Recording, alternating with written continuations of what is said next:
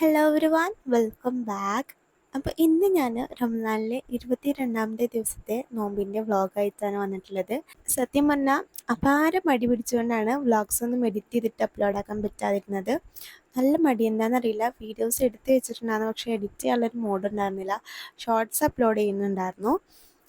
പിന്നെ എന്തൊക്കെയുണ്ട് നിങ്ങളുടെ വിശേഷങ്ങൾ കമൻറ്റ് ചെയ്യുക. നിങ്ങൾ പെരുന്നാൾക്ക് ഡ്രസ്സ് എടുത്തോ ഇല്ലയോ എന്നൊക്കെ കമൻറ്റ് ചെയ്യുക. നമ്മൾ ഈദ് ഷോപ്പിംഗ് വ്ളോഗ് നമ്മൾ അപ്ലോഡ് ചെയ്തിട്ടുണ്ട്, കാണാത്തവരൊന്ന് പോയി കണ്ടു നോക്കാം കേട്ടോ. അപ്പോൾ നമ്മൾ പതിവ് പോലെ നിസ്കാരം കഴിഞ്ഞതിന് ശേഷം ഖുർആൻ ഓതാനായിട്ടിരുന്നു. ഞാൻ ആ സമയത്താണ് ഓതല്. ഞാൻ മുമ്പത്തെ വ്ളോഗ്സിലും പറഞ്ഞിട്ടുണ്ട്, കാരണം മഗ്‌രിബിക്ക് ശേഷം എനിക്ക് ഭയങ്കര ക്ഷീണമായിരിക്കും.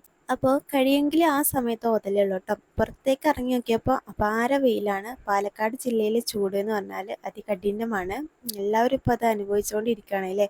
അപ്പോൾ ഇന്ന് നമ്മൾ ചപ്പാത്തിയാണ് ഉണ്ടാക്കുന്നത് കേട്ടോ. അപ്പോൾ അതിനായിട്ടുള്ള മാവൊക്കെ ഉമ്മ കുഴച്ച് വെച്ചിട്ടുണ്ടായിരുന്നു. പിന്നെ മുട്ട റോസ്റ്റ് ഓൾറെഡി ഉണ്ടാക്കിയിട്ടുണ്ട്.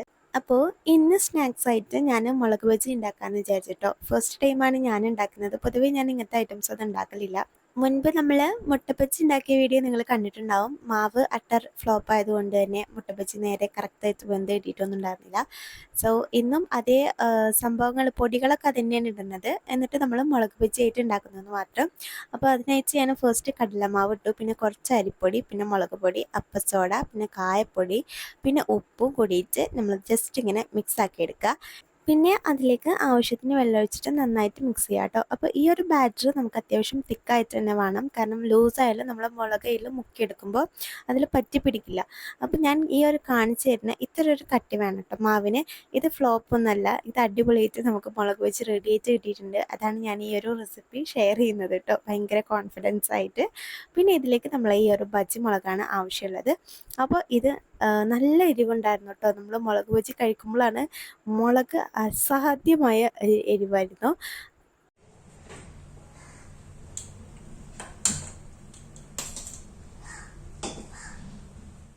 അപ്പോൾ ഈ ഒരു മുളക് സാധാരണ നമ്മൾ വാങ്ങി പൊരിച്ച് കഴിക്കുമ്പോൾ വലിയ എരിവുണ്ടാവില്ല. അങ്ങനെയാണ് ഞാൻ വിചാരിച്ചിട്ടുണ്ടായിരുന്നത് കേട്ടോ, പക്ഷെ അങ്ങനെയല്ലായിരുന്നു.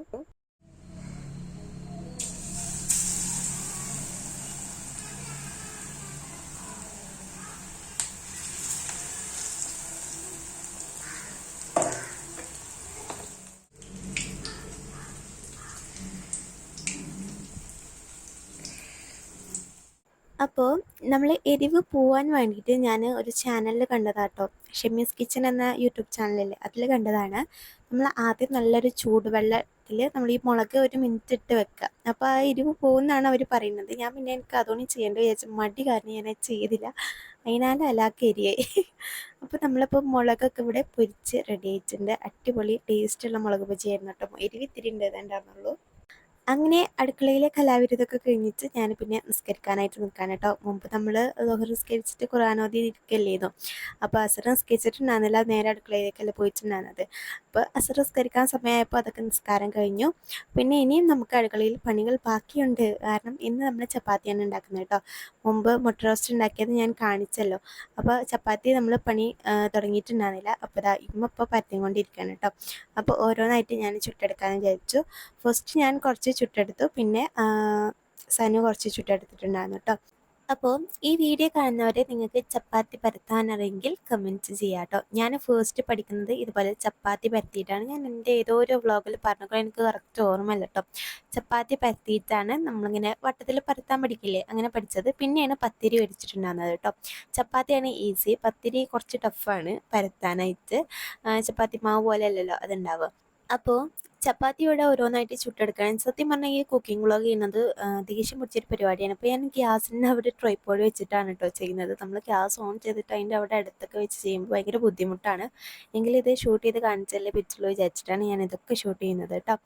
അങ്ങനെ ചപ്പാത്തി ഓരോന്നായിട്ട് ചുട്ടെടുത്ത് നല്ല സോഫ്റ്റ് ആയിട്ടുള്ള ചപ്പാത്തിയാണ് കേട്ടോ. നമ്മൾ എണ്ണ യൂസ് ചെയ്യും. ചിലപ്പോൾ അതില്ലാതെയും ചുടലുണ്ട്, പക്ഷേ എനിക്ക് പൊതുവേ ഇഷ്ടം എണ്ണ ഇങ്ങനെ തേച്ചിട്ടുള്ള ചപ്പാത്തി കഴിക്കാനാണ് കേട്ടോ.